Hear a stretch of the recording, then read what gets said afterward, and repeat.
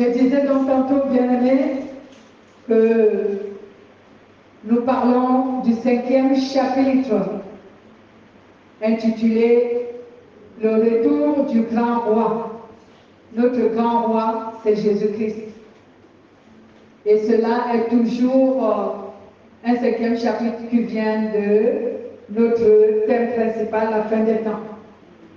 Donc, à ne pas confondre le retour de Jésus avec la fin des temps, avec l'enlèvement. Ne pas confondre. Parce que souvent, nous croyons que l'enlèvement, c'est ce qu'on appelle le retour de Jésus, alors que ce n'est pas la même chose. Le retour de Jésus est le temps où Jésus vient établir son règne éternel sur la terre. Alors que l'enlèvement, c'est pour enlever l'Église de la terre et la mener au ciel. Amen.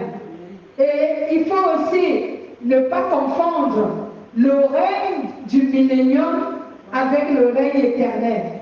Parce que là aussi, il y a souvent une confusion. Les gens se disent que quand on parle du règne du millénium, on parle du règne éternel. La différence entre le règne éternel et le règne du millénium, c'est que sur le millénium, Jésus va régner sur tout le monde. Ceux qui étaient autrefois méchants, qui vont devenir des gens bons et justes. Et les saints que Jésus va amener vont enseigner les gens qui n'avaient pas connu Jésus, mais qui, pendant le millénium, vont devenir justes et bons. Alors que pendant le règne éternel de Jésus, à ce moment, Jésus ne va pas régner sur tout le monde. Jésus va régner uniquement sur ses saints, sur ses fidèles et sur tous ceux qui ont cru en lui et qui ont gardé la foi. Parce que ce sont eux qui resteront avec Jésus pour l'éternité. Alors que le règne du millénium n'est pas un règne éternel, c'est un règne de 1000 ans. Donc il ne faut donc pas confondre le retour de Jésus avec l'enlèvement et le retour de Jésus ou le règne éternel de Jésus avec le millénium. Il ne faut pas confondre. Amen. Donc je suis revenu sur ça pour essayer de vous amener à bien comprendre et à ne pas confondre. Donc le retour de Jésus-Christ en tant que grand roi va se manifester. Jésus doit donc revenir, établir son règne éternel sur la terre, et cela en tant que le grand roi de tout l'univers. Mais avant qu'il ne l'établisse, il va falloir d'abord qu'il juge le monde, ce que nous appelons le jugement dernier. Il va falloir qu'il détruise la terre actuelle, donc la terre dont nous habitons maintenant. Et pourquoi? Parce que cette terre est corrompue par le péché, et il va falloir également que Jésus détruise l'existence du péché.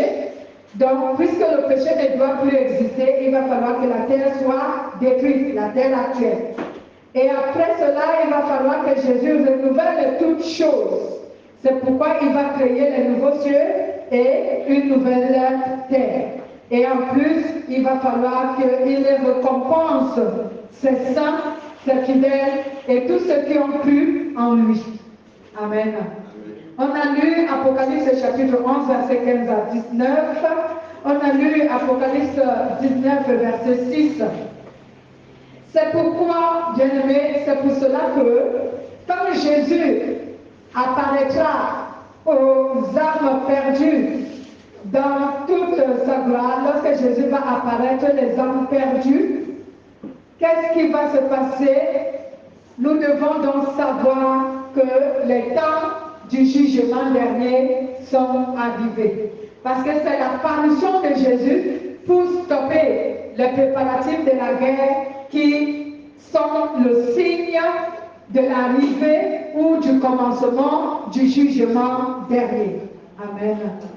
C'est pourquoi on a donc fait l'introduction du jugement dernier dimanche dernier, on a défini le jugement dernier comme étant la punition de tous ceux qui ont rejeté Jésus, je veux dire de tous ceux qui ont rejeté le salut, de tous ceux qui ont méprisé le salut et de tous ceux qui ont refusé le salut que Dieu a donné aux hommes à travers Jésus.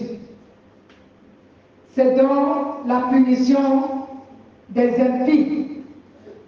L'impie, c'est toute personne qui a rejeté Jésus ou qui a méprisé son salut ou qui a refusé de lui obéir.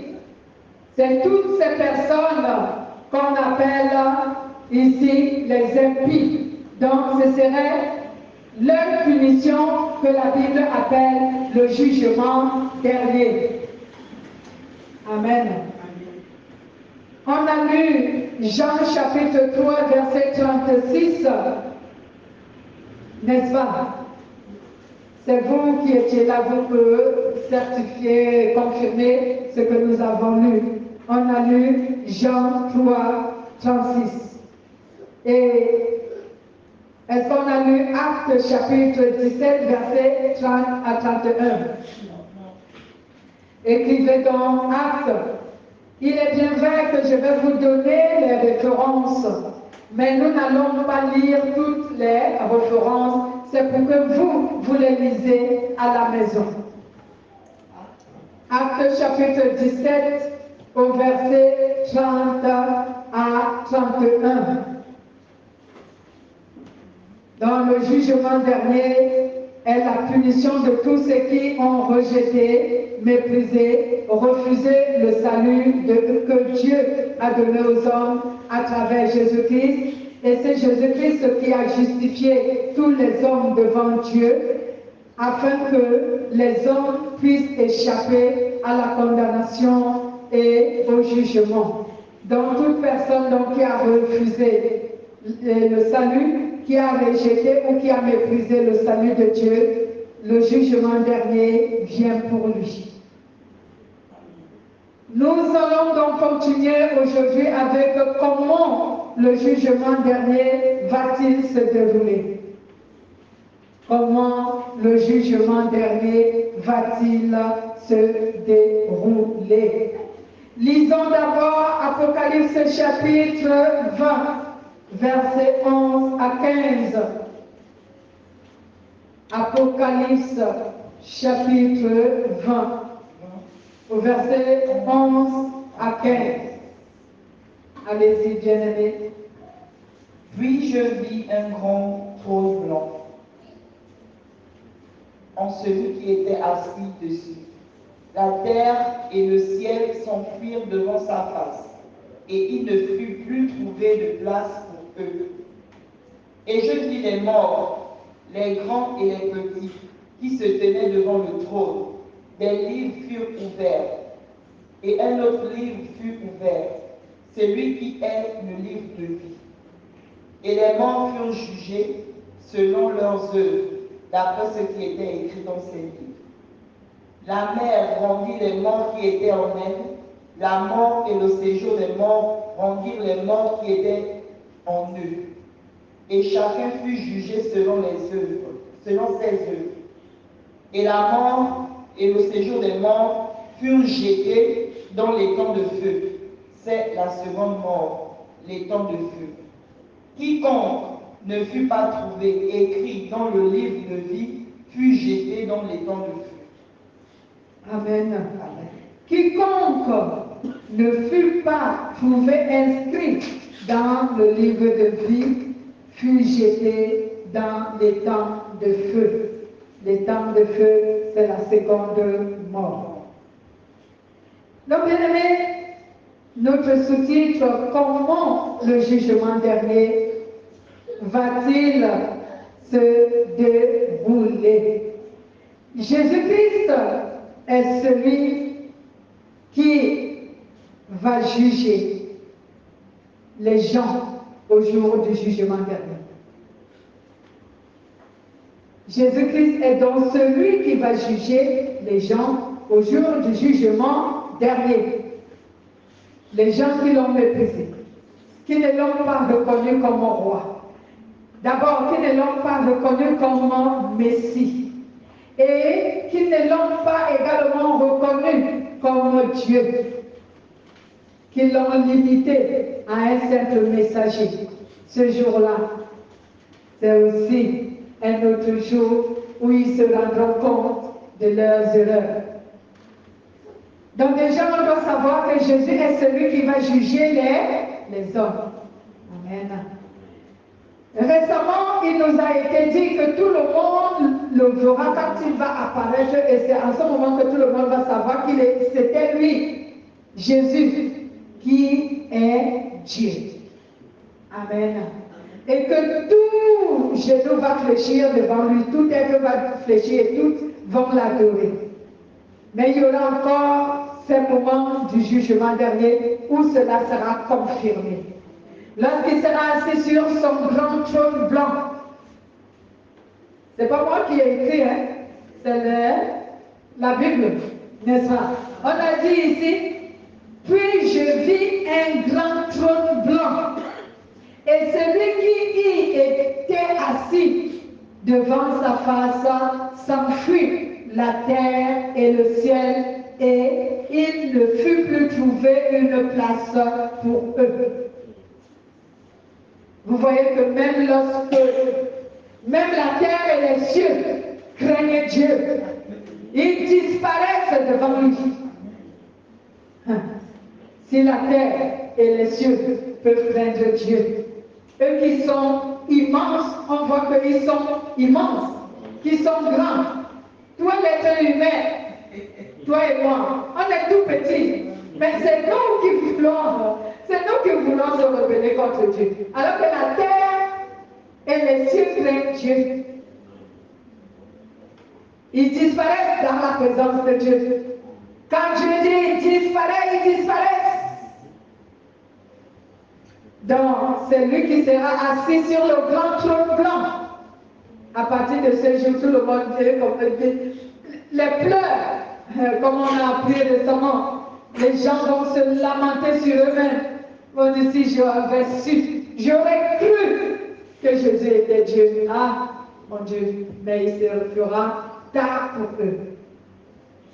Jésus sera alors assis sur son grand trône blanc. Et alors le jugement dernier va commencer. La Bible déclare que tous les hommes vont se présenter devant lui, petits et grands. Alléluia. Amen. Même ceux qui étaient morts, ils vont ressusciter, ils vont se présenter devant lui. Ceux qui étaient dans le séjour des morts, même ceux dont la mer avait englouti, tout le monde dehors devant le roi. Ouais, tenez-vous là devant votre roi. Maintenant, vous devez savoir que c'est votre roi. Donc, bien aimé, Jésus va donc juger les gens. Pourquoi doit-il avoir le jugement? Voici une question à laquelle je vais répondre. Pourquoi? Les gens vont se dire, aujourd'hui, quand tu parleras de quelqu'un, il va te dire, pourquoi doit-il avoir un jugement? Dis-lui que parce que l'homme a changé le plan de Dieu, le plan d'origine que Dieu avait fait. Les hommes l'ont changé. Et puisque l'homme a changé ce plan d'origine, alors il faut que Dieu refasse un autre plan pour garder l'homme en vie. Mais maintenant, ce serait plus tout homme, ce serait celui qui aura cru en Jésus et qui aura reçu son esprit et qui se serait sanctifié. Donc, quel est le plan d'origine que les hommes ont changé? C'était que l'homme devait vivre dans la chair, donc dans le corps humain, éternellement. C'est ce qui était dit. Que l'homme n'allait pas mourir. L'homme devait vivre dans le corps que nous avons. Le corps charnel que nous portons aujourd'hui. Il était dit dans le plan d'origine de Dieu que l'homme devait vivre dans ce corps éternellement. Mais l'homme a changé cela en faisant quoi? En péchant. La condition que Dieu lui avait donnée pour que cela puisse demeurer, c'était qu'il ne devait pas consommer le fruit qui donnait la connaissance du bien et du mal. C'est la seule condition que Dieu lui avait donnée.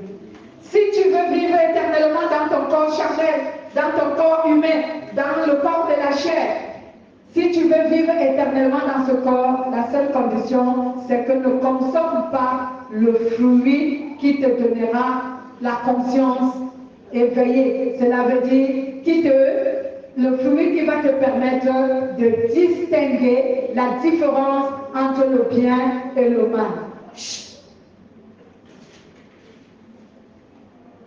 Donc c'est ce que Dieu a donné à l'homme comme condition. Mais l'homme n'a pas pu supporter cette condition, il l'a violée. Dès lors qu'il a violé cette condition, l'homme s'est choisi lui-même à passer devant le tribunal de Dieu. C'est pourquoi il y a le jugement dernier.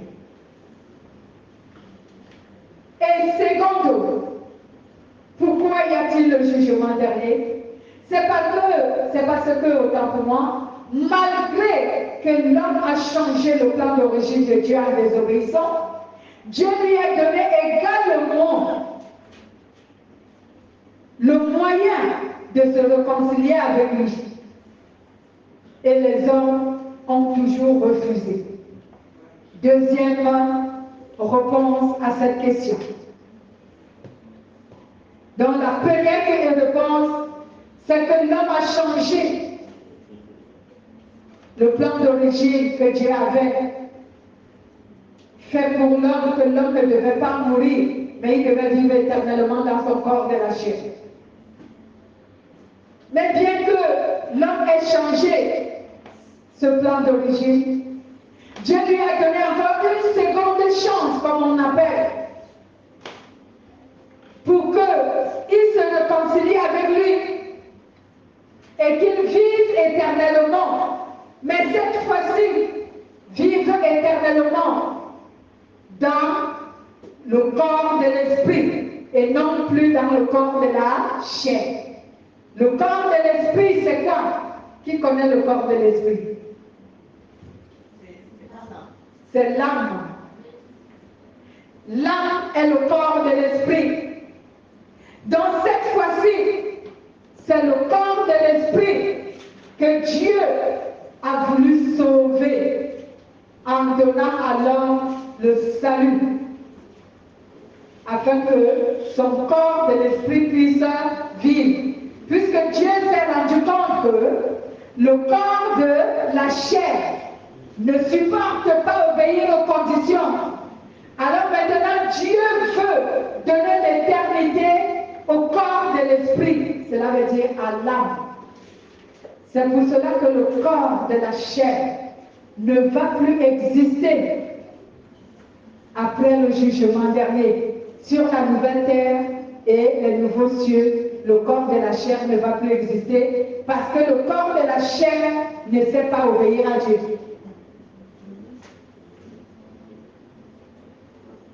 Le corps de la chair ne sait pas obéir à Dieu, c'est pourquoi ce corps ne va plus demeurer. Dieu va détruire le corps de la chair. Voici pourquoi quand on meurt, nous sommes repartis. C'est qu'on est reparti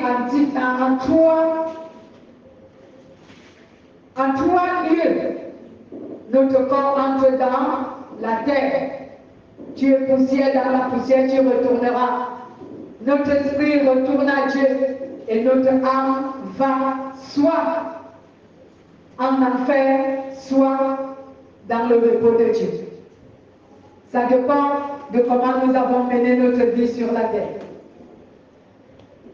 Donc, bien aimés, voici donc la réponse à cette question. Pourquoi le jugement dernier doit-il avoir lieu? Premièrement, l'homme a changé le plan d'origine de Dieu en lui désobéissant. Et deuxièmement, l'homme s'est rebellé contre Dieu en refusant le salut que Dieu lui a donné pour leur réconciliation avec lui. Voici donc pourquoi il y aura le jugement dernier. Si quelqu'un te pose donc la question, un jour, pourquoi doit-il avoir le jugement dernier? C'est ce que tu lui donneras comme réponse. Amen. Donc, bien aimé, le jugement dernier va donc se dérouler de manière vraiment différente de ce qui se passe dans nos parquets, dans nos tribunaux. Lisons d'abord, je vais d'abord vous donner des références, on va lire certaines et d'autres pas. Lisons, prenez Jean 5, 22, le livre de Jean, chapitre 5, verset 22. Oui, le livre de Jean, chapitre 5, au verset 22, et le livre de Matthieu, chapitre 25, au verset 31 à 46. Le livre de Matthieu, chapitre 25, au verset 31 à 46. Lisons d'abord Jean 5, 22.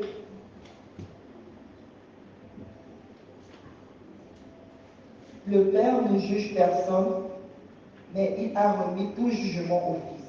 Amen. C'est pour confirmer que c'est Jésus qui jugera les hommes. Amen. Et quand on dit Jésus jugera les hommes, on fait allusion à quoi? Soyez un peu réfléchis.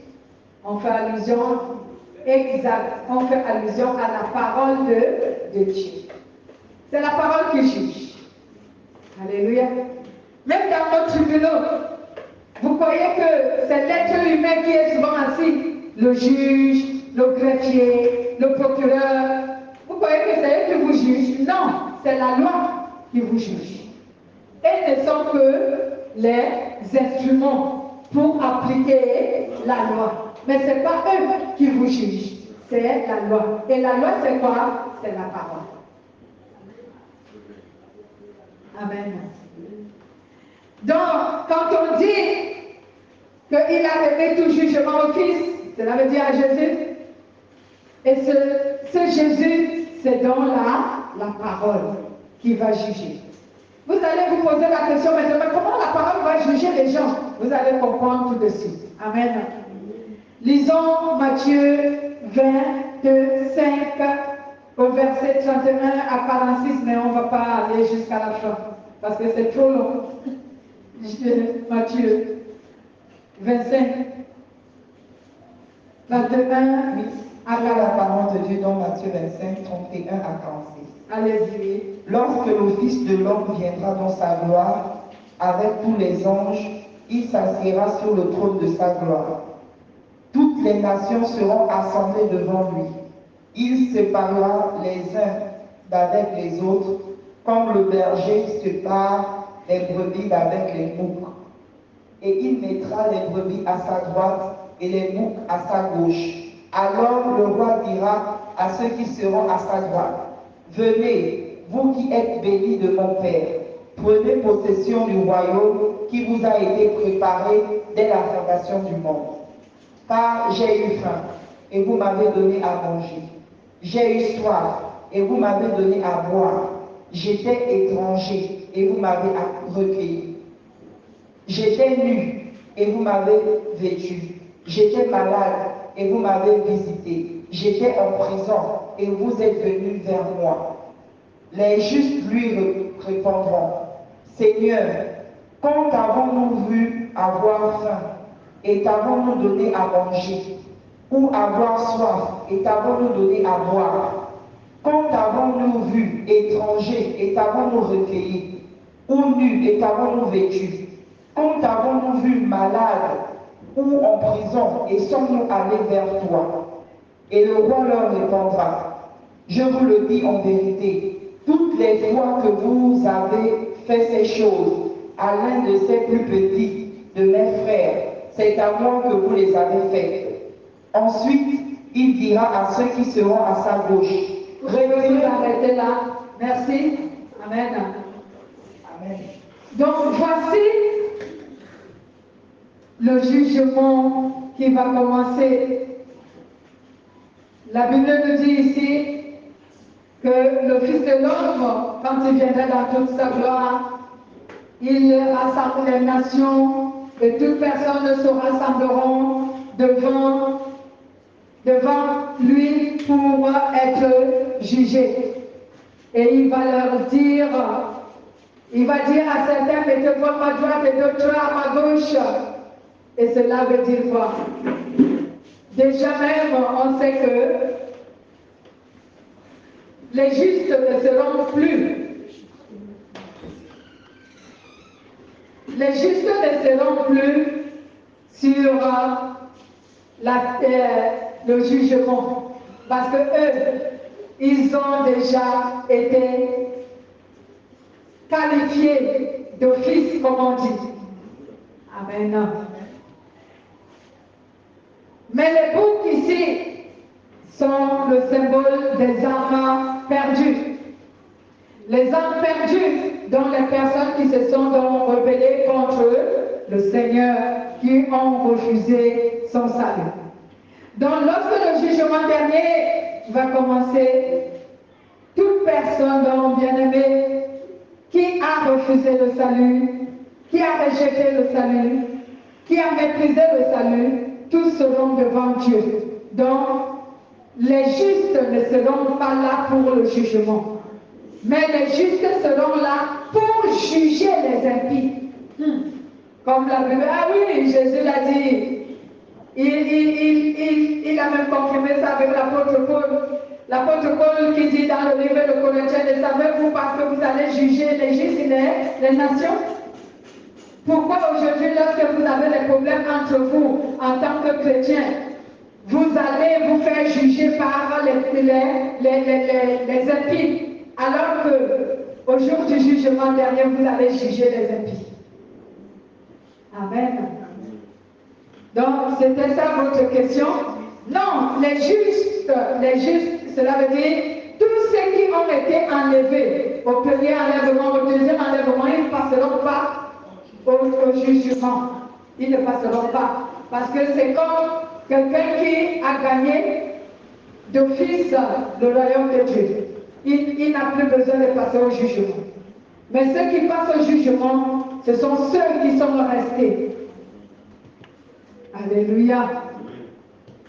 Donc, voici donc que le jugement va se dérouler en fonction, les hommes seront jugés en fonction de leurs actes et de leurs paroles. C'est en fonction des actes et des paroles que les hommes vont être jugés.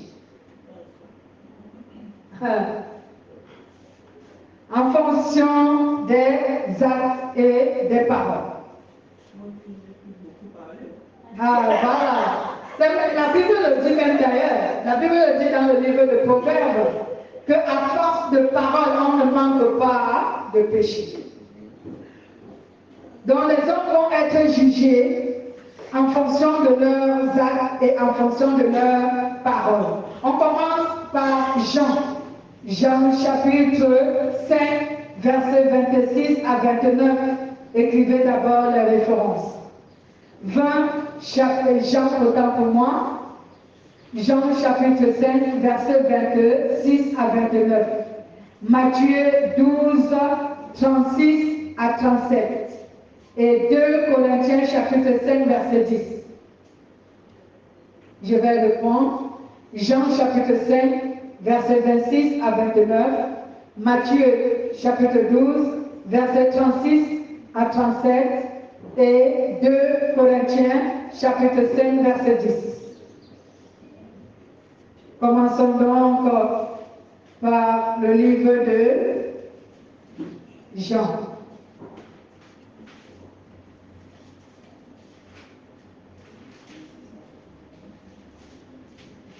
Oui, pour qu'on soit rapide, moi je vais lire Matthieu après. Dans Jean 5, verset 26 à 29. C'est ça? Oui, Jean, chapitre 5, verset 26 à 29.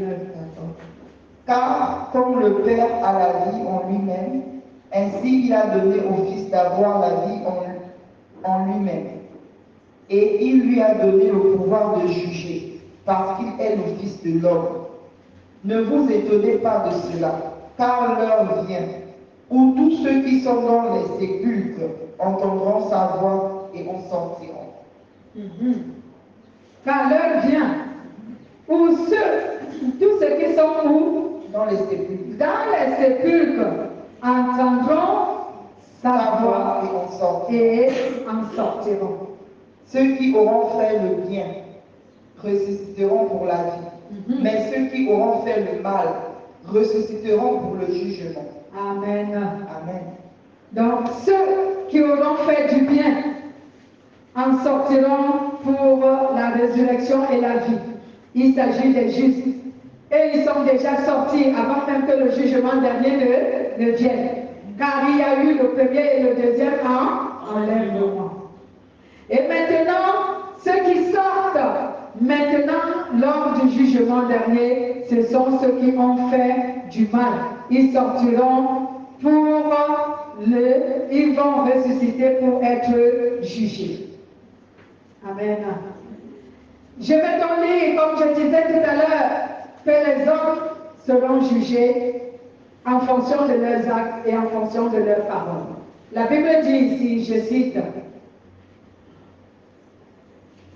au verset 36 à 37 du livre de Matthieu, verset 12. Je vous le dis, au jour du jugement, les hommes rendront compte de toute parole vaine qu'ils auront proférée, car par tes paroles, tu seras justifié et par tes paroles, tu seras condamné. Amen. Vous avez entendu? Amen. Les hommes rendront compte à Dieu de tout. De tout. Aujourd'hui, quand on dit aux gens, ne sortez pas n'importe quelle parole de votre bouche, parce que les hommes pêchent beaucoup aujourd'hui en parole. Beaucoup. Les bouches des gens sont souillées. La Bible dit même dans le livre de Jacques que de la même source où sort de l'eau douce, de la même bouche doit-il sortir également de l'eau amère? Vous avez déjà vu une même source d'eau qui donne l'eau amère et l'eau sucrée ou l'eau douce? Elle n'existe pas. Si nous disons que nous sommes convertis en Christ, pourquoi de notre bouche peut sortir la malédiction et la bénédiction? Amen. Pourquoi de notre bouche peut sortir le mal et le bien? Les hommes rendront des comptes à Dieu pour tout ce qu'ils auront fait, leurs actes et même leurs paroles. Amen.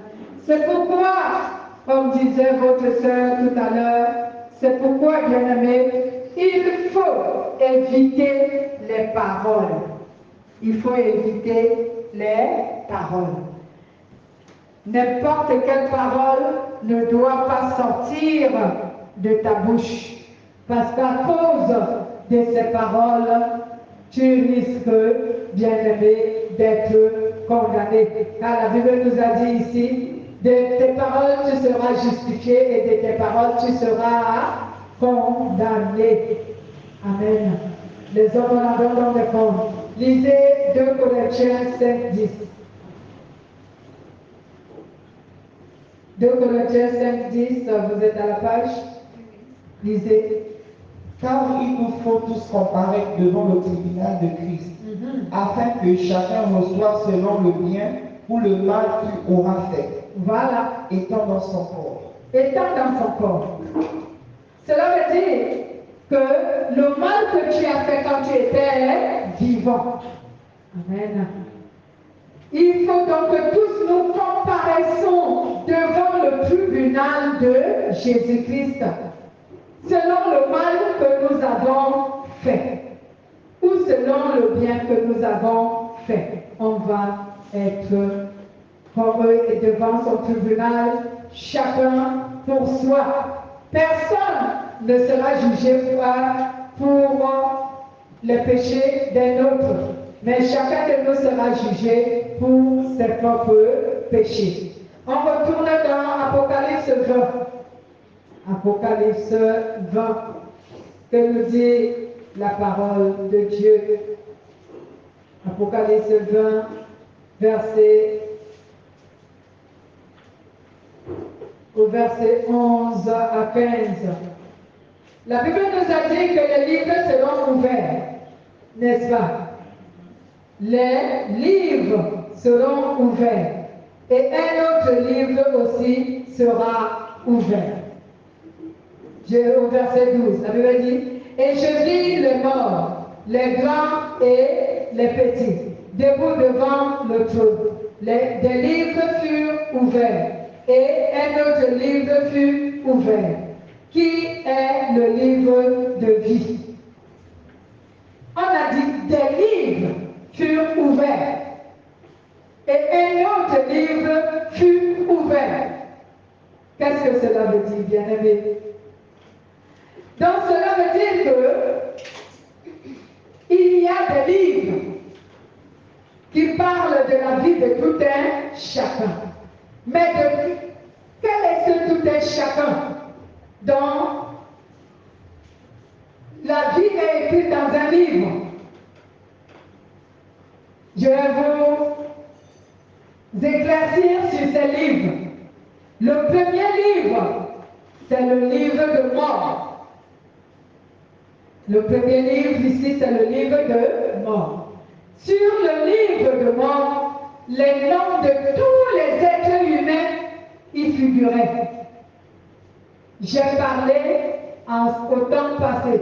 Il figurait parce que depuis lors que Jésus-Christ est mort et ressuscité, depuis lors que Jésus-Christ a donné aux hommes le salut, certaines personnes n'ont plus leur nom écrit sur le livre de mort. C'est pourquoi j'ai dit les noms de toutes personnes y figuraient. Amen. Donc il y a le livre de mort. Le livre de mort, les noms de tous les hommes sur la terre, tous les êtres humains sur la terre, leurs noms figuraient sur le livre de mort. Mais aujourd'hui, ceux qui ont accepté Jésus-Christ, leurs noms ne figurent plus sur le livre de mort. Quels sont les noms des personnes qui figurent sur le livre de mort? Ce sont toutes ces personnes-là qui ont rejeté le salut. Je reviens là-dessus et c'est la vérité. Ce sont toutes ces personnes qui ont rejeté le salut, toutes ces personnes qui ont refusé le salut, c'est ces personnes qui ont méprisé le salut, leurs noms sont écrits dans le livre de mort. Alléluia. C'est pourquoi on dit souvent aux gens que bien avant même que tes parents te donnent un nom sur cette terre, Dieu le sait déjà. Quand tu viens au monde, tu n'as pas de nom. Mais Dieu, lui, il sait quel est le nom que tes parents vont te donner. Et ton nom est écrit dans ce livre, dans le livre de mort. C'est pourquoi les gens disent souvent, oh, mais les enfants ne vont pas en enfer. Quels sont les enfants qui ne vont pas en enfer, bien-aimés? Ce sont les nouveau-nés. Pourquoi? Parce que leur conscience n'est pas encore éveillée. C'est la seule chose qui fait en sorte que l'âme d'un nouveau-né ne parte pas en enfer, parce que sa conscience n'est pas éveillée pour le condamner au péché. Est-ce que vous comprenez ce que le Saint-Esprit nous enseigne? L'âme d'un nouveau-né n'est pas encore éveillée pour le condamner au péché. Et pourquoi lui, il ne veut pas aller en enfer? Parce que Jésus est mort pour le péché adamique. C'est pour le péché adamique, dans le péché d'origine, que Jésus est mort. Et pour nos péchés que nous pratiquons aujourd'hui, après la conversion, ceux-là, il faut que nous nous sanctifions pour les quitter. Lui, comme il est bébé, il n'a pas encore commis un péché de nature qui manifeste par sa conscience. Donc, il est d'office justifié parce que Jésus est mort pour les péchés adamiques. Donc, d'office, il est justifié. C'est pourquoi les nouveaux-nés ne vont pas en enfer. Amen. Mais quand un enfant, sa conscience commence à s'éveiller, il commence à discerner quelle est la différence entre le bien et le mal. Attention, il va se retrouver en enfer. Vous qui croyez que les enfants ne vont pas en enfer, je ne sais pas jusqu'à quel âge. Attention, attention. Quand la conscience d'un enfant est déjà éveillée, celui-là qui connaît déjà la différence entre le mal et le bien, apprenez-lui à demander pardon à Dieu. Parce que son âme va se retrouver en enfer. Donc, bien aimés, et oui, je vous avais dit que la parole de Dieu est comme une équation mathématique. Il faut la résoudre pour comprendre le véritable message. Amen. Lorsque un professeur te donne une équation mathématique, si tu ne la résous pas, et que tu la recopies telle qu'elle est, tu lui donnes, il va te faire quoi? Il va te donner un zéro, parce que tu n'as pas donné la solution. La parole de Dieu aussi, elle est comme ça. Si tu ne la résous pas pour comprendre le vrai message, tu resteras ignorant. Amen. Tu ne connaîtras pas la vérité. Donc voici que il y aura donc les lettres, je vais dire les livres autant pour moi. Les livres est le premier dont j'ai cité qui contient et qui détient les noms de toutes les personnes qui n'ont pas cru en Jésus-Christ. On appelle ce livre le livre de mort. Il y a maintenant d'autres livres. Il s'agit des livres individuels de tous ceux qui ont connu Dieu. Alléluia. Il s'agit, c'est pourquoi on a dit, des livres furent ouverts et un autre livre. Donc, le premier livre des livres, c'est le livre de mort. Et la deuxième partie des livres, c'est les livres individuels de toute personne qui a connu Dieu, qui a connu Jésus. Donc, lorsque tu viens en Jésus-Christ et que tu as reçu Jésus selon je ne sais de quelle manière, et que tu as reçu le baptême, bien-aimé, à partir de cet instant, ton nom est effacé du livre de mort et il est écrit dans le livre de vie. Amen. Dès lors que l'être humain a cru en Jésus-Christ, son nom est effacé du livre de mort et on inscrit son nom dans le livre de vie. Parce que ce dernier n'est plus mort, il est vivant parce qu'il a cru en Dieu. Donc quand tu crois en Dieu, tu n'es plus mort, mais tu es vivant. C'est pourquoi on parle de la mort spirituelle et de la vie en esprit. La vie en esprit, c'est que tu as le Saint-Esprit. C'est que tu as cru en Jésus. Toute personne qui a cru en Jésus, il est considéré dans le monde spirituel comme étant quelqu'un de vivant. Mais toute personne qui n'a pas cru en Jésus est considérée dans le monde spirituel comme étant mort. Amen. Comme étant mort. C'est pourquoi on parlait des livres.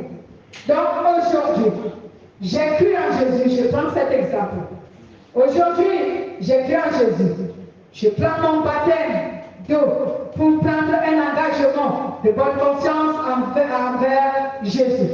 Alors mon nom sera effacé du livre de mort et on va l'inscrire sur le livre de vie. Pourquoi cela doit se produire?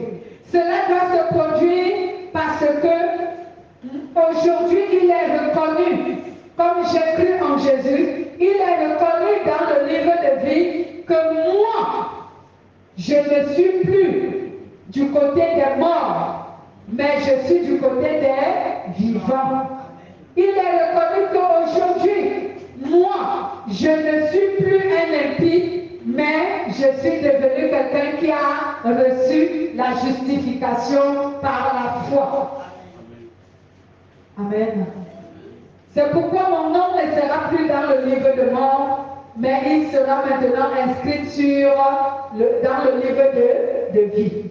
Et après cela, je dois avoir maintenant un livre individuel, mon livre personnel. Pourquoi on va me donner un livre personnel? Parce que toutes mes actions dans la vie, à partir du moment où j'ai cru en Jésus, jusqu'au jour de ma mort, ces actions seront écrites dans mon livre individuel. Ah oui, c'est comme ça. Si vous avez cru que c'était facile, ce n'est pas facile. Dieu est quelqu'un de très intelligent et très minutieux. Il prend soin de tout préparer. Donc tout cela est déjà apprêté. Donc, à partir du moment où tu te convertis, si tu fais du mal, ton mal, le mal que tu as fait sera écrit dans ton livre individuel. Si tu as fait du bien, le bien que tu as écrit sera écrit dans le livre individuel. Et maintenant, vous allez me poser la question. Si je fais du mal et que je me repens, je savais que ça va arriver, cette question. Si je fais du mal et que je me repens, qu'est-ce qui se passe? Si je fais du mal et je me repens de ce mal, le même livre, on va écrire qu'il s'est repenti de tel péché. Oui, et quand il est écrit que je me suis repenti, c'est que ce péché n'est plus tenu en compte. Amen. Non, il n'y a pas de rature. On écrit juste. C'est marqué que tu t'es repenti de ce péché.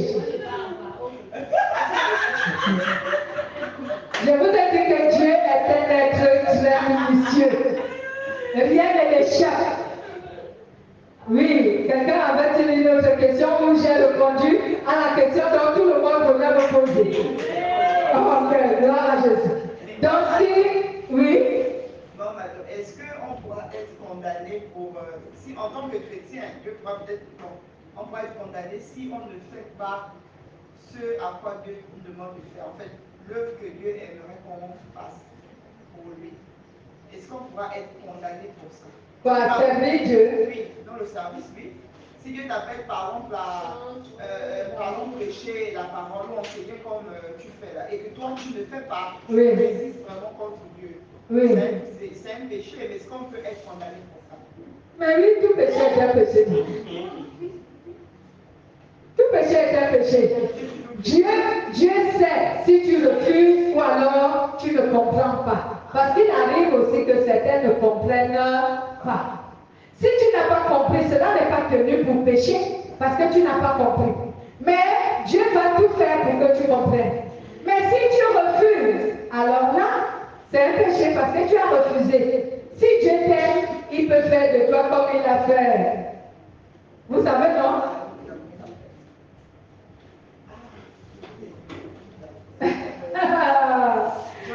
Voilà, je savais. Comme il a fait à Jonas. Il va t'envoyer à Ninive de force. S'il t'aime beaucoup. S'il ne t'aime pas, bon, tant pis. Donc, bien aimé, si donc tu te repens de ton péché, il sera marqué que tu t'es repenti et ton péché ne sera plus tenu en compte. On ne le comptera pas. Amen. Voici donc comment ce jugement. C'est pourquoi vous avez donc entendu qu'il y a des livres. Si je comprends bien, des livres qui sont ouverts seulement pour ceux qui ont cru. Ben, ceux qui sont... Oui, on va arriver à ce niveau. Des livres. Tout le monde est dans ces livres. Ceux qui ont cru et ceux qui n'ont pas cru. Tout le monde a des livres. Ceux qui n'ont pas cru, leur nom, leur livre, c'est le livre de mort. Voilà, et ils n'ont pas de livre individuel parce qu'ils n'ont jamais cru. Donc ils ont le livre de mort. C'est là-bas que leur nom figure et demeure. Mais ceux qui ont cru, leurs noms ne sont plus dans le livre de mort, leurs noms sont dans le livre de vie. Mais aussi, ils ont également des livres individuels où les actions, toutes les actions de leur vie sont inscrites dans ces livres. Le bien et le mal, tout est écrit dans ces livres. Non, ça ne termine pas. Dieu est délicieux. Amen. Donc, les livres seront ouverts pour attester et définir les actions de chacun. C'est pour cela que le jugement va commencer premièrement par ceux qui ont connu Jésus-Christ, mais qui n'ont pas persévéré dans la foi. C'est pour cela, bien-aimés, que le jugement va commencer par l'Église. C'est pourquoi l'apôtre Pierre avait dit, c'est par l'Église que le jugement va commencer. Il ne s'agit pas de toute l'Église, mais il s'agit de ceux qui ont connu Jésus, mais qui n'ont pas persévéré dans la foi. Pourquoi ils n'ont pas persévéré dans la foi? Parce qu'ils ont voulu préserver leur vie des souffrances de la croix du Christ, alors ils perdront leur vie. Ils ont voulu préserver leur vie de la souffrance que rencontrent les chrétiens. Alors ils perdront leur vie à cause de cela. Lisons d'abord 1 Pierre chapitre 4 verset 17. Après on lira Matthieu 10 38 à 39. Vous allez poser votre question après. J'espère que vous n'allez pas oublier. Qui voulait poser la question? Oui, vas-y, pour que tu n'oublies pas. Vu qu'il y a beaucoup de gens sur la terre, le jugement va se passer. Genre, il y aura un temps. Genre, il n'y a pas d'année, genre, qu'il a donné dans la Bible. Non, on a dit ceci. On a dit, dès lors qu'on verra Jésus apparaître sur son trône, il va apparaître sur son trône. Et il va apparaître à qui? Il va apparaître aux âmes perdues. Les personnes qui sont restées sur la terre. Il ne va pas apparaître aux justes parce que les justes sont avec lui. Est-ce que tu as compris? C'est pas la question de... C'est pas la question que tu voulais poser. Je veux savoir, le jugement, ça va durer combien de temps? Ah, et on ne connaît pas. On ne connaît pas combien de temps le jugement dernier va durer. Si c'est un jour ou 2 jours, on ne connaît pas. La Bible déclare que pour Dieu, un jour sont comme 1000 ans. Et 1000 ans sont pour lui comme un jour. On ne connaît pas. On ne connaît pas combien de temps ça va durer. Oui, bon, c'est parce que tu as réfléchi de manière charnelle. Parce que tu vois tellement la multitude de personnes qui sont sur la terre. Et tu te demandes, chacun, non, c'est pourquoi. Tu te dis, comment chacun va passer individuellement devant le trône de Jésus pour être jugé. Non, la Bible a été claire que tout le monde sera devant le trône de Jésus. Donc on ne passe pas individuellement, tout le monde sera devant son trône. Et la dernière fois, on a appris, le Saint-Esprit nous a enseigné que lorsque Jésus va apparaître sur son trône pour stopper le plan de guerre des âmes perdues, tous le verront. Et il va projeter devant eux les actions de leur vie. Chacun va commencer à voir les actions de sa vie et c'est comme cela que le jugement dernier va commencer. N'est-ce pas? Donc ne réfléchis pas comment même dans notre tribunal, quelquefois, 5 personnes peuvent passer dans un parquet. Voilà. Mais ce ne serait pas comme ça. Tout le monde sera face à Jésus, puisque la Bible dit que le ciel et la terre vont disparaître devant lui. Donc, il n'y aura pas quelque chose qui va t'empêcher de voir Jésus. Assis sur son trône remplit les cieux. Le trône de Jésus remplit les cieux. Je ne dis pas le ciel, je dis les cieux. Donc tout le monde le verra, peu importe où tu es, tu le verras. Amen. Voici donc ce que je disais de ces livres. Je disais donc, comme elle nous a posé la question, tout le monde n'a pas un livre individuel. Mais ceux qui ont les livres individuels, ce sont les chrétiens, ceux qui ont connu Jésus, mais qui n'ont pas persévéré dans la foi. Ils ont aimé leur vie plus que Dieu. Et ils se sont retrouvés en enfer. Ce sont ceux-là dont le jugement va commencer par ceux qui ont connu Jésus. Et c'est ce que l'apôtre Pierre a dit, le jugement va commencer par l'Église. Amen. Donc lisons donc 1 Pierre chapitre 4, versets 17 à 18. 1 Pierre, qui est à la page, allez-y sur 1 Pierre. 1 Pierre chapitre 4 au verset 17 à 18 que nous dit la parole de Dieu. Je vais donc lire parce que je suis à la page, il est écrit: car c'est le moment où le jugement va commencer par la maison de Dieu. Or, si c'est par nous qu'il débute, quelle sera la fin de ceux qui n'obéissent pas à l'évangile de Dieu? Et si le juste est sauvé difficilement, que deviendra celui qui est l'impie et le pécheur? Amen. Si le juste est sauvé difficilement, que deviendra l'impie et le pécheur? Qu'est-ce que notre résumé de cet essai nous a donné comme résumé? Il a dit, ces personnes-là, parce qu'ils n'ont pas persévéré dans la foi, à cause de quoi? Pourquoi n'ont-ils pas persévéré dans la foi? C'est parce qu'ils ont aimé leur vie plus que Dieu. En d'autres termes, ils n'ont pas supporté de souffrir à cause du nom de Jésus-Christ. Mais ils ont aimé leur vie, ils ont préservé leur vie, alors ils perdront leur vie pour l'avoir préservée. Amen. Ils vont perdre leur vie pour avoir aimé leur vie plus que Dieu. Matthieu 10, 38 à 39. Allons-y et nous allons lire.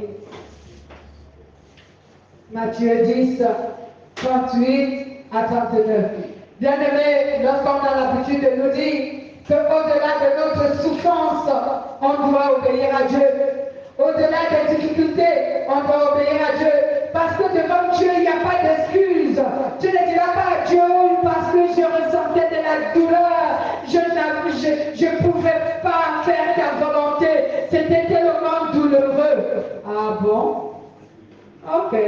Comme tu n'as pas voulu supporter la douleur, tu n'as pas voulu supporter le manquement, tu n'as pas voulu supporter toutes les difficultés, parce que toi, tu préserves ta chair, tu ne supportes pas, tu préfères aller te soulager en faisant le péché, en vivant dans le péché, pour soulager ton être, alors tu vas donc aller dans la flamme de feu, et là-bas tu verras combien on souffre. Lisons Matthieu chapitre 10, au verset 38 à 39. Allez, celui qui ne prend pas sa croix et ne me suit pas n'est pas digne de moi. Celui qui conservera sa vie la perdra, et celui qui perdra sa vie à cause de moi la retrouvera. Amen. Amen. Celui qui ne prend pas sa croix et ne me suit pas n'est pas digne de moi. Celui qui aura gardé sa vie la perdra. Et celui qui perdra sa vie à cause de Jésus-Christ la retrouvera. Voici où les chrétiens s'éloignent de Dieu. Parce que ce dernier, prenons l'exemple, ce qui est monnaie courante aujourd'hui, parce que ce dernier n'a pas d'argent, alors au lieu d'aller faire un travail, même s'il est un travail qui demande à ce que tu dépenses beaucoup plus d'énergie physique pour avoir de l'argent, non, il ne veut pas. Il se met à se prostituer, femmes et hommes, parce que ce ne sont pas seulement les femmes qui se prostituent, même les hommes se prostituent pour chercher leur bien-être. La plupart se prostituent. Oui. Aujourd'hui, il y a des chrétiens qui sont dans les mariages et dans les liaisons non mariées, parce qu'elle n'a pas voulu. Il n'a pas voulu supporter le célibat. Il n'a pas voulu rester chaste pour Dieu. Parce qu'il n'arrive pas à rester sans la sexualité. Ou parce qu'il n'arrive pas à rester sans argent. Il se fait un homme, une femme, avec qui ils ont la sexualité en dehors du mariage. Et quand tu mourras, tu diras quoi à Dieu? Je ne pouvais pas supporter. Que lui diras-tu? Je ne pouvais pas supporter. Tu vas te retrouver en enfer pour ça. Et Dieu te dira, je t'avais parlé, au lieu, pour sauver ton âme, il fallait que tu restes chaste. Et attendre, peu importe, même si tu deviens une vieille fille, pour te marier, mais il fallait attendre. Même si tu deviens un vieux garçon, pour te marier, mais il fallait attendre. Mais tu n'as pas voulu. Tu as voulu satisfaire ta chair, satisfaire tes désirs, tes besoins, tes attentes, au lieu de faire ce que Dieu te demande.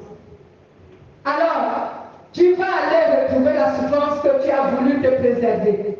Elle t'attend, c'est l'enfer.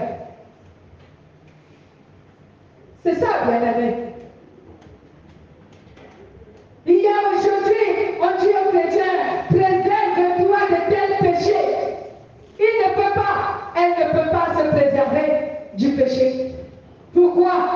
Parce qu'il ne peut pas supporter la douleur.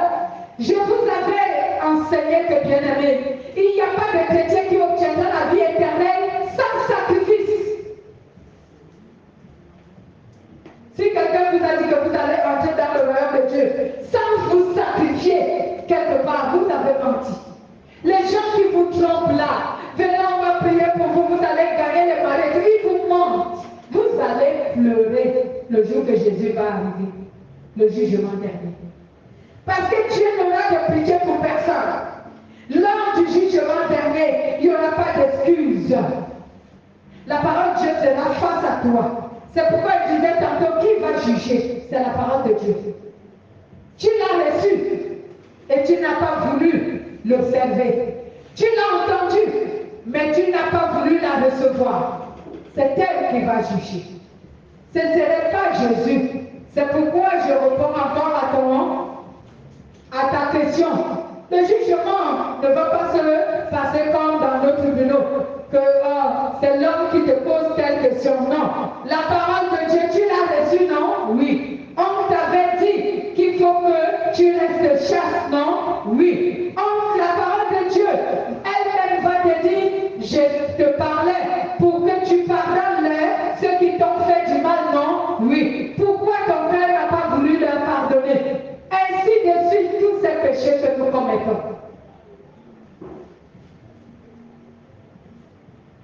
C'est la parole que nous recevons, c'est elle qui va juger. Alléluia. C'est pourquoi personne ne va se justifier. Parce que lui-même, il fera sa vie face à la parole de Dieu. C'est pourquoi il disait tout à l'heure, lorsqu'on va te projeter ta propre vie, et la parole de Dieu est à côté, tu regarderas la parole de Dieu. Tu regarderas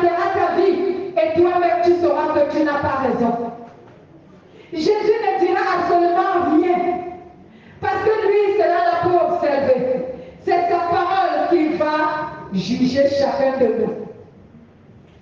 Pour que ce jugement ne soit pas le tien, mon bien-aimé. C'est maintenant que tu dois remédier à la situation. Pendant que tu es vivant, maintenant. N'attends pas demain, parce que tu ne sais pas si tu vas vivre demain. Maintenant. C'est maintenant que nous devons remédier à tout cela. C'est maintenant que tu dois changer d'attitude. Les chrétiens résistent à la parole de Dieu. Ils ne veulent pas changer. Ils ne veulent pas changer de nature. Ils ne veulent pas changer de conduite. Ils ne veulent pas changer de caractère. Ils ne veulent rien changer. Mais va les entendre dire, je suis chrétien, tu es chrétien. Tu n'es même pas à l'image de Dieu. Tu ne ressembles même pas à Dieu. Ton caractère est contraire à celui de Dieu. Ta vie, elle est contraire à ce que dit la parole de Dieu. Tout est contraire. À quoi ressembles-tu à Dieu pour dire que tu es chrétien?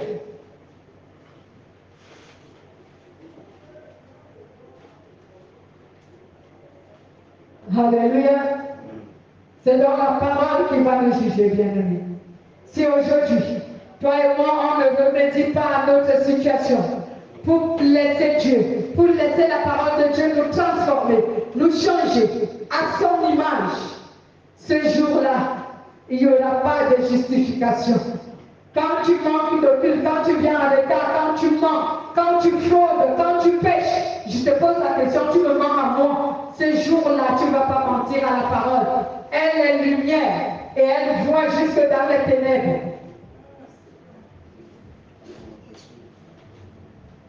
Ce jour-là, la parole de Dieu, elle va te dire que tu avais menti, moi je voyais. Bien-aimés, ceux qui n'auront pas entendu dans ce jugement que je venais de parler tantôt, et donc pour ceux qui ont écouté la parole de Dieu. Amen.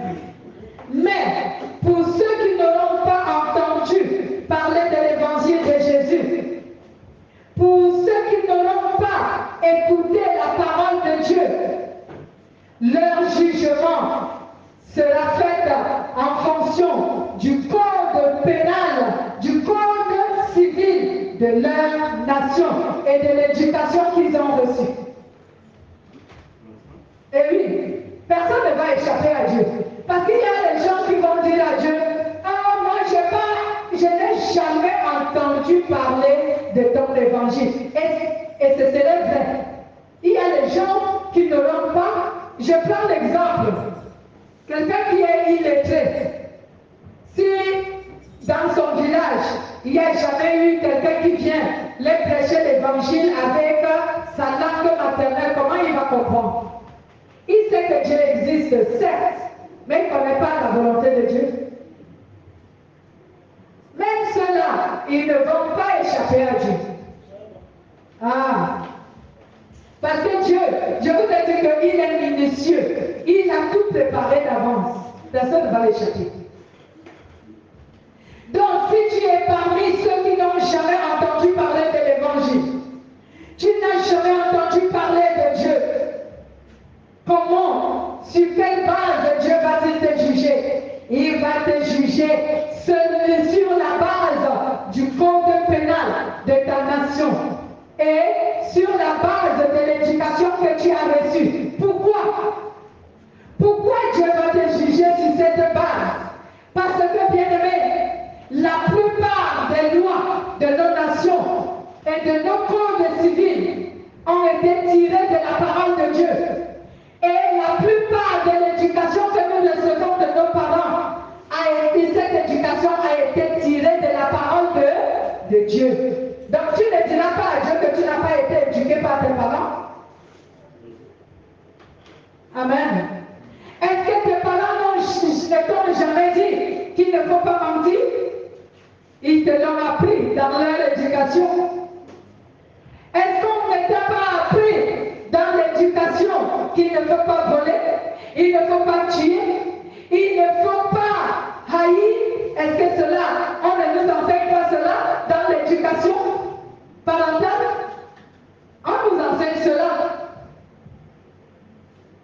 Alléluia. Et tout cela sort de la parole de Dieu. Amen. Oui, tout cela vient de la parole de Dieu. Observez nos codes civils. Vous allez constater que les codes civils de nos nations puisent leur connaissance de la parole de Dieu. C'est Dieu qui a dit tu ne tueras point, n'est-ce pas? C'est Dieu qui a dit que si tu voles, c'est un péché, n'est-ce pas? C'est Dieu qui a dit que si tu insultes quelqu'un, c'est un péché, n'est-ce pas? C'est Dieu qui a dit que si tu tues quelqu'un, c'est un péché, n'est-ce pas? Cela est écrit dans notre code civil, non? Alors, Dieu va te juger à travers ça.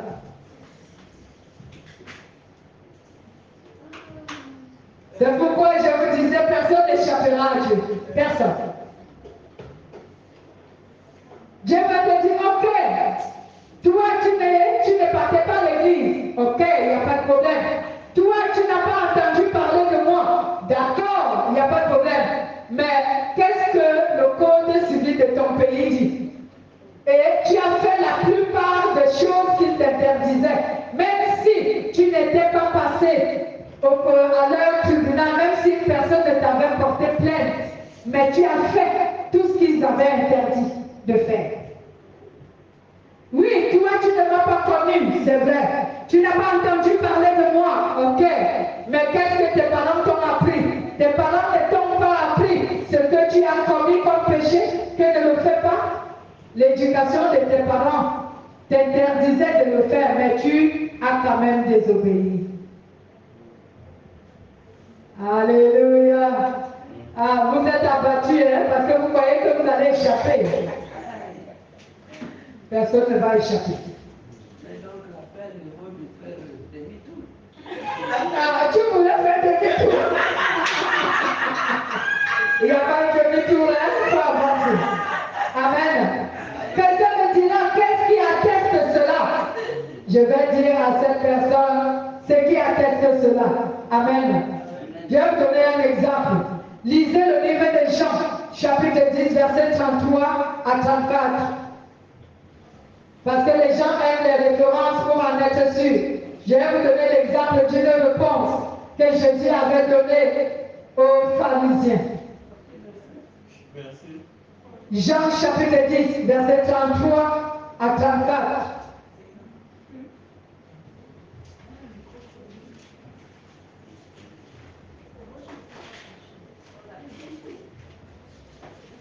Je vais lire, si vous n'êtes pas à la page, Jean chapitre 10, au verset 33 à 34, il est écrit. Les Juifs lui répondirent, ce n'est pas pour une bonne œuvre que nous te lapidons, mais nous te lapidons pour un blasphème.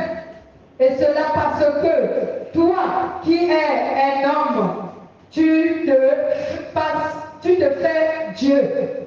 Jésus leur répondit, n'est-il pas écrit dans votre loi? Écoutez bien. N'est-il pas écrit dans votre loi? J'ai dit, vous êtes des dieux. Alléluia. Les pharisiens voulaient accuser Jésus en disant, tu dis que tu es Dieu. Un être humain ne peut être Dieu. Jésus leur a dit, pour répondre à votre question, je vais vous envoyer dans votre propre loi. Dans votre propre loi, il est écrit que vous êtes des dieux. Et c'est ce que Jésus va répondre à tous ceux qui lui diront ce jour-là. Moi, je n'ai pas entendu parler de ton évangile. Je n'ai pas entendu parler de toi. Jésus leur dira, n'est-il pas écrit dans votre loi que tu ne voleras point? N'est-il pas écrit dans votre loi que tu ne tueras point? Que tu ne prendras pas la femme de ton voisin? Que tu ne convoiteras pas ce qui appartient à ton voisin? N'est-il pas écrit dans votre loi que tu ne feras pas de faux témoignages? Jésus dira ça aux gens là ce jour-là, que dans votre loi, cela est écrit. Et votre loi tire sa connaissance de la parole de Dieu. Donc vous n'avez pas d'excuse.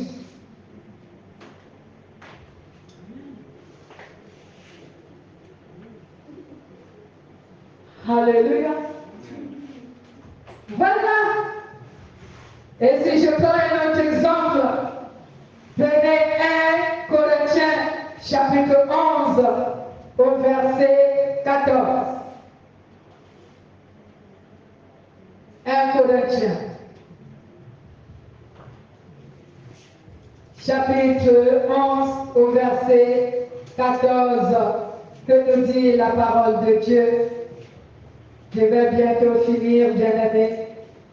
On lit ce dernier verset, cette dernière référence, Corinthiens 11, verset 14. Il est dit, la nature elle-même ne vous enseigne-t-elle pas que c'est une honte pour un homme de porter des longs cheveux? Donc ici, l'apôtre Paul dit, est-ce que la nature elle-même ne nous instruit pas pour nous montrer ce que Dieu veut et ce que Dieu ne veut pas? Ce que Dieu permet et ce que Dieu ne permet pas? Donc même la nature nous enseigne. Alléluia. Donc personne n'aura d'excuses à donner à Dieu au jour du jugement dernier. Dans les livres seront ouverts. Et ces livres qui seront ouverts, il y aura le livre des morts, il y aura le livre individuel et il y aura le livre de vie. Alors, toute personne dont le nom ne se trouvera pas dans le livre de vie, cette personne-là sera condamnée à la mort. Cette personne ira en enfer. Donc après le jugement, qu'est-ce qui va se passer? Dieu va libérer les cieux avec un feu. Dieu va envoyer le feu sur la terre pour consumer tous ceux-là qui ont refusé le salut. Tous ceux-là qui ont rejeté le salut. Tous ceux-là qui ont méprisé le salut. La pluie de feu va tomber sur tout le monde. C'est cela, le feu de l'enfer. Alléluia. On continuera, si Dieu le veut, dimanche prochain. On parlera de la fin du péché. Aujourd'hui, on s'arrête là. Amen. Oui, Dieu.